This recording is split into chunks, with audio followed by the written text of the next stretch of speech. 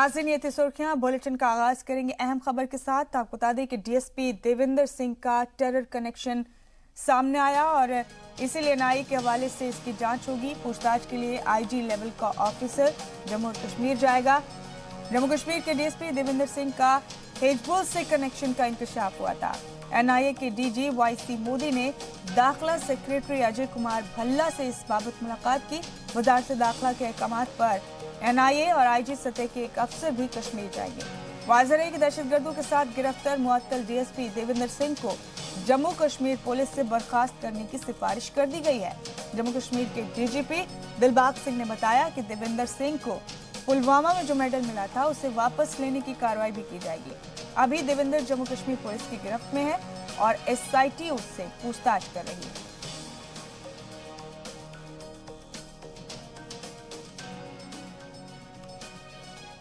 देवेंद्र का नाम पुलवामा अटैक में भी आ रहा है, उसमें क्या कहेंगे सर कि उसमें भी उसकी ये मैटर ऑफ इन्वेस्टिगेशन है।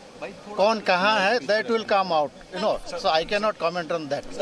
और आपको बता दें कि रविंद्र रैना को जम्मू कश्मीर बीजेपी का सदर चुन लिया गया है। स्टेट प्रेसिडेंट ओहदे के लिए होने वाले इलेक्शन के लिए नॉमिनेशन भरने वाले रैना इकलौते उम्मीदवार थे, जिसके बाद उनका प्रेसिडेंट बनना तय हो गया था। इसका ऑफिशियल ऐलान जम्मू में मुनक्किद प्रोग्राम के दौरान कर दिया गया। मरकजी वजीर सेहत डॉक्टर हर्षवर्धन ने रविंद्र रैना की ताजपोशी की। इस मौके पर जम्मू कश्मीर बीजेपी के सभी बड़े लीडर मौजूद रहे। क्योंकि जो सपना हम सब लोगों ने संजोया था और हम सब जानते हैं कि ये सपना जो हमने संजोया ये राष्ट्र हित के अंदर संजोया।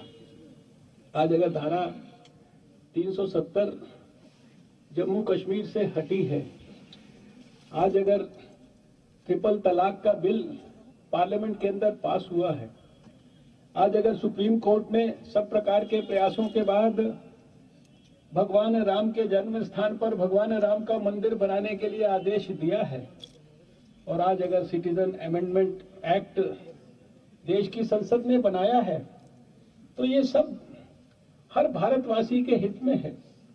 जो भी लोग इसके खिलाफ दुष्प्रचार कर रहे हैं वो भी सब जानते हैं कि दुष्प्रचार करना शायद उनकी राजनीतिक मजबूरी है। प्रभु श्री राम वो हम सबके हृदय हैं, वो हम सबके मन हैं, वो इस देश की आत्मा है। और धारा 370 को समाप्त करने के बाद जिस प्रकार का वातावरण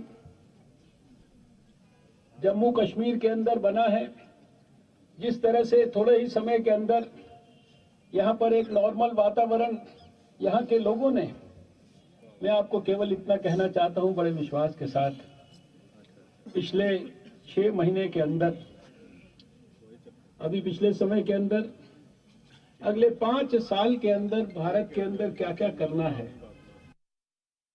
ये 3 साल निश्चित रूप से, मेरे शब्द याद रखना, निश्चित रूप से भारत के इतिहास में, जम्मू कश्मीर के इतिहास में नया अध्याय लिखने जा रहे हैं। और राणा जी, आपको और इस स्टेज पर बैठे नेतृत्व को जब भारत का इतिहास लिखा जाएगा इन 3 सालों में, 2019 से 20, तो आपने देखा ही है। अब 20 से अगले 3 सालों में एक ताकतवर राष्ट्र बनने में जम्मू कश्मीर की भूमिका, जम्मू कश्मीर के साथ चलने की भूमिका आपको दिखेगी। इसलिए राणा जी को, उनकी टीम को, चुने हुए सभी बूथ इंचार्जों को, जिला अध्यक्षों को, सबको बधाई देता हूं और आपके शौर्य को सलूट करता हूं कि आप वहां पर बैठे हैं जहां माइंस बिछाई जाती हैं, आप वहां पर काम करते हैं जहां से संगीने गोलियां बचाती हैं, वहां बैठे हैं जहां पाकिस्तान से रॉकेट लॉन्चर आते हैं, आप वहां बैठे हैं जहां पाकिस्तान जिंदाबाद कहने वाले लोग 5 अगस्त 2019 तक थे। अब उनको समझ आ गया है पत्थर नहीं चलाना, मोदी है, पत्थर नहीं चलाना, पाकिस्तान जिंदाबाद नहीं कहना, मोदी है। इतना ही कहता हुआ आप सबको बहुत बहुत बधाई। एक जबरदस्त भारतीय जनता पार्टी का जम्मू कश्मीर के अंदर संगठन खड़ा हुआ। जब मुझे यह कार्यभार सौंपा गया उसके तुरंत बाद जम्मू कश्मीर में municipal committees, urban local bodies के इलेक्शन थे। भारी विजय, लैंडस्लाइड विक्ट्री जम्मू कश्मीर के अंदर भारतीय जनता पार्टी को मिली। पहली बार कमल के निशान पर कश्मीर घाटी में और लद्दाख में भारतीय जनता पार्टी की जीत हुई। यहां तक लाल चौक की जो सीट है वो भी भारतीय जनता पार्टी के उम्मीदवार ने कमल के निशान चिन्ह पर चुनाव लड़ा और जीत के हासिल हम आए। लद्दाख के लेह के अंदर तो भारतीय जनता पार्टी की विजय होती थी, करगिल के अंदर भारतीय जनता पार्टी का कमल का फूल खिला। वो रजौरी पुंछ का क्षेत्र हो, डोडा, किश्तवाड़, रामबन, बनहाल, गूलगर, अरनास का एरिया हो, कठुआ, बनी बलावर का, उधमपुर, रियासी का एरिया हो, जम्मू, आरसपुरा, अखनूर, ये दूर दराज जम्मू संभाग के एरिया हो, भारतीय जनता पार्टी जम्मू कश्मीर के अंदर एक मजबूत राजनीतिक दल, सबसे मजबूत पॉलिटिकल पार्टी के रूप में उभर के सामने आई। इसका सारा क्रेडिट पार्टी के सभी कार्यकर्ताओं को जाता है, आपको जाता है। पंचायतों के चुनाव में जब नेशनल कॉन्फ्रेंस कांग्रेस और पीडीपी के लोगों ने बाइकआउट किया और पाकिस्तान के समर्थन में वो गीत गा रहे थे, उस वक्त भारतीय जनता पार्टी का यहां के कार्यकर्ता खड़े हुए जम्मू कश्मीर लद्दाख में, और आपने देखा भारी मतदान हुआ। और पीडीसी के चुनाव में फिर नेशनल कॉन्फ्रेंस और कांग्रेस वालों ने, पीडीपी वालों ने पाकिस्तानियों का अलापा, लेकिन 95% मतदान हुआ।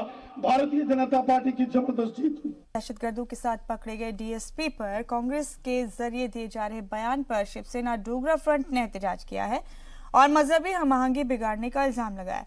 डीएसपी देवेंद्र सिंह के मजहब पर कांग्रेस लीडरान के बयान पर शिवसेना डोगरा फ्रंट ने एहतजाज करते हुए फ्रंट के सदर अशोक गुप्ता ने कहा कि दहशतगर्द सिर्फ मुल्क का गद्दार होता है, उसका कोई मजहब नहीं होता। लेकिन कांग्रेस लीडरान दहशतगर्दों को भी मजहब के नाम पर तकसीम करना चाहते हैं, जो बर्दाश्त नहीं किया जाएगा।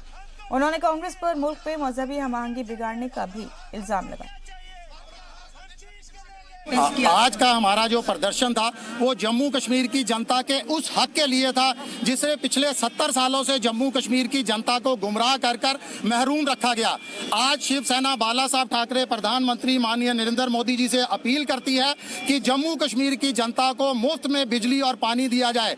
आपको बता दूं, हम प्रधानमंत्री से जम्मू कश्मीर की जनता के लिए कोई खैरात नहीं मांग रहे। जम्मू कश्मीर के अंदर आपको हैरानी होगी कि इतने पानी के स्रोत, बिजली बनाने के संसाधन मौजूद हैं कि हम अपनी खपत के साथ देश की भी खपत को पूरा कर रहे हैं। तो ये हमारा हक बनता है कि जम्मू कश्मीर के अंदर बिजली और पानी मुफ्त के अंदर सप्लाई किया जाए। पिछले 7 दशकों से जो केंद्र और राज्य के अंदर जो सरकारें थी वो ईस्ट इंडिया कंपनी की तर्ज पर काम करती थी। जम्मू के संसाधनों को हमेशा लूटा जाता रहा है, उसका शोषण होता जा रहा है। आज शिवसेना ये ऐलान करती है कि जम्मू वासियों को उनका हक दिलाकर ही दम लेंगे। हम मुफ्त बिजली और पानी दिलाकर ही जम्मू वासियों को दम लेंगे।